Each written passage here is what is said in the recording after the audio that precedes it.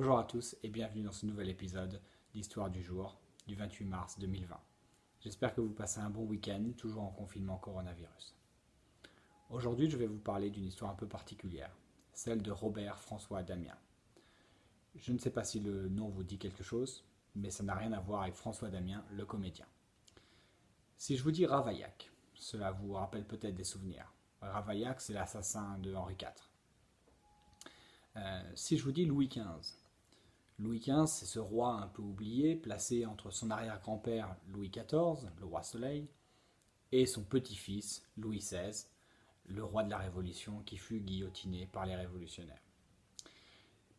Pour résumer ainsi, Robert François Damien est à Louis XV ce que Ravaillac est à Henri IV, c'est-à-dire son assassin.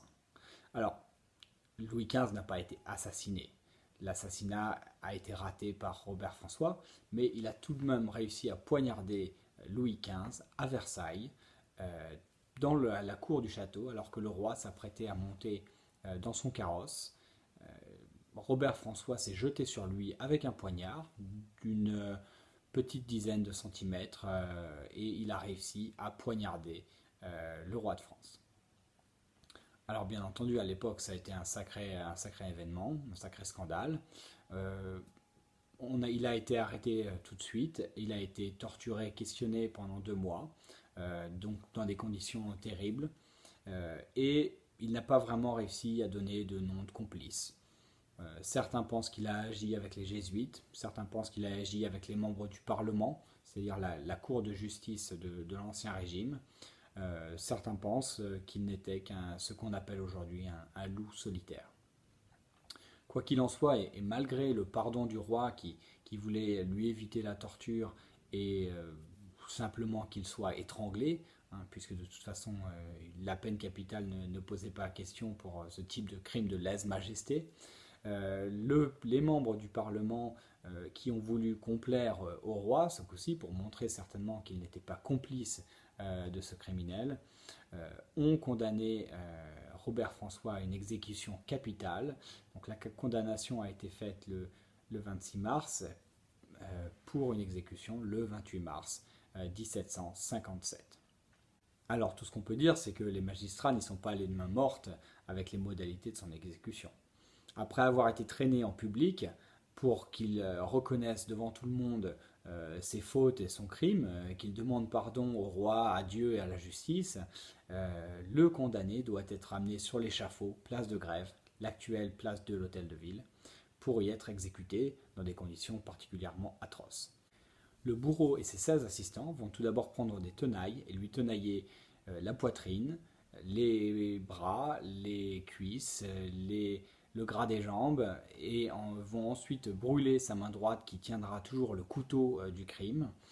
Sur les plaies ainsi créées, on va déverser du plomb bouillant, de l'huile bouillante, de la poix, du soufre et de la cire bouillante. Et une fois que tous ces sévices seront effectués, on va l'écarteler avec 4 chevaux. Donc un cheval par membre, donc 2 pour les jambes, 2 pour les bras, et on va l'écarteler comme ça jusqu'à ce que les membres lâchent le corps.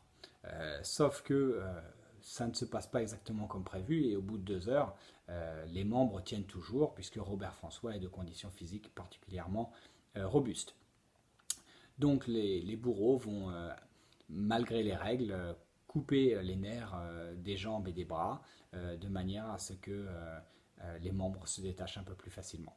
Robert François est toujours en vie, il perd ses deux jambes puis son bras gauche, et c'est simplement au moment où il perd son bras droit qu'il va perdre connaissance et qu'il va perdre la vie. Ensuite, ses membres sont mis au feu ainsi que son tronc, et les cendres, selon le jugement, doivent être dispersées dans le vent. Alors c'est une sentence et une exécution très cruelle, si cruelle qu'elle dégoûtera même le roi et la cour qui est venu y assister, et que c'est la dernière fois qu'un homme sera écartelé de la sorte, place de Grève. 32 ans plus tard, le docteur Guillotin vint proposer aux parlementaires français une nouvelle modalité d'exécution, une lame qui coupe le cou de manière quasi instantanée, qui va être adoptée de manière assez rapide par les Français et qui va être utilisée à de maintes reprises dans les années qui suivirent. Mais c'est une autre histoire dont nous parlerons certainement lors d'un prochain épisode. À bientôt.